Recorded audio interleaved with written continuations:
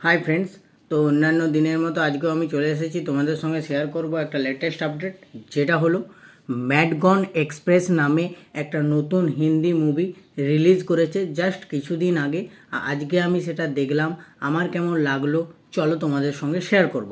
তবে তার আগে কি বলে নিই না, এই সিনেমাটার প্রডিউসিংয়ের দায়িত্বে রয়েছে এক্সেল এন্টারটেনমেন্ট অর্থাৎ ফারহান আক্তার, এবং এই সিনেমাটার রিটেন এবং ডিরেকশনের দায়িত্বে রয়েছে আমাদের পরিচিত স্টার অর্থাৎ কুনাল খেমু।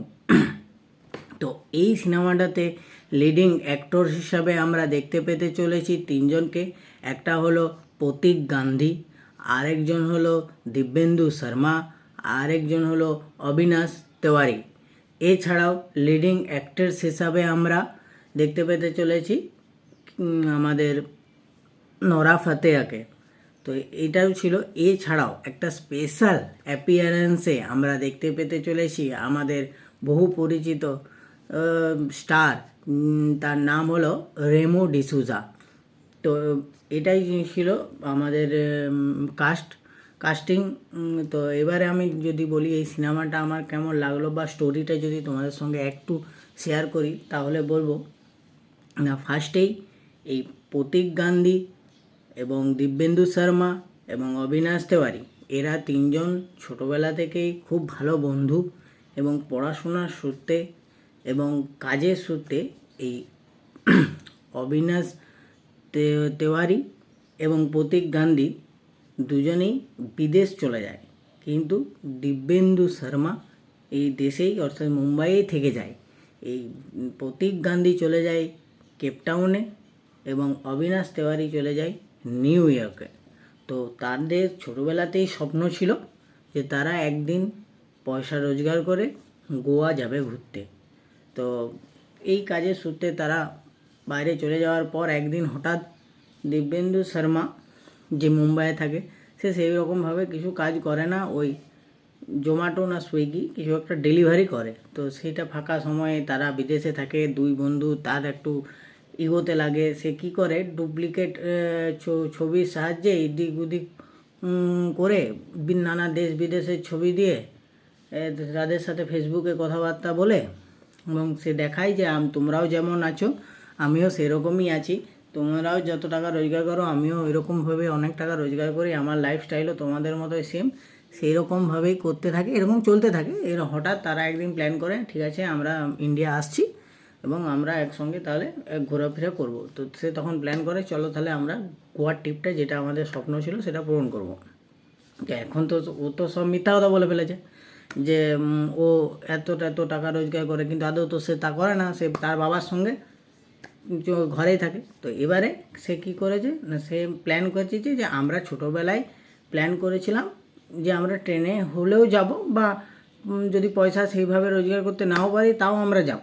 তো সেটাই আমি এই জন্যই আমরা প্ল্যান করেছি ট্রেনেই যাব, ম্যাডগন এক্সপ্রেস, যেটা যে ট্রেনটার নাম করে এই সিনেমাটার নামকরণ হয়েছে ম্যাডগন এক্সপ্রেস।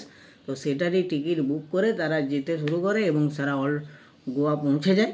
গোয়া পৌঁছানোর পরেই তারা ভুলবশত একটা ব্যাগ এক্সচেঞ্জ হয়ে যাওয়াতে তারা কিছু টাকা পেয়ে যায়, এবং সেই টাকা পাওয়ার ফলে তারা সেই রুমের চাবি পায়, এবং সেখানে গিয়ে মস্তি টস্তি করার পর হঠাৎ তাদের মধ্যে ওই একটা ঝামেলা ঝঞ্ঝাট হয় এবং মারপিট হতে শুরু করে।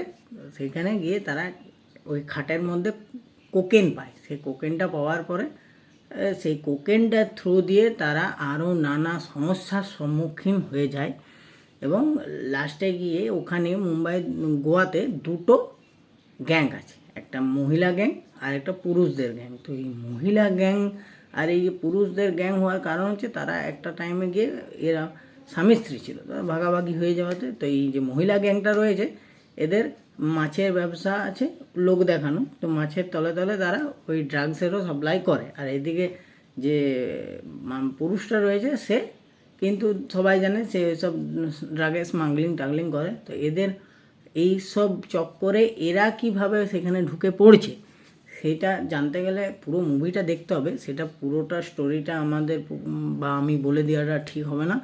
এছাড়াও আমি আরেকটা জিনিস বলে রাখি, এই গোয়াতে এসেই কিন্তু ওই স্পেশাল অ্যাপিয়ারেন্সটা আমরা দেখতে পেতে চলেছি, সে কিভাবে তাদেরকে সাহায্য করছে এবং এই গ্যাংকের হাত থেকে কিভাবে বের করতে সহযোগিতা করছে।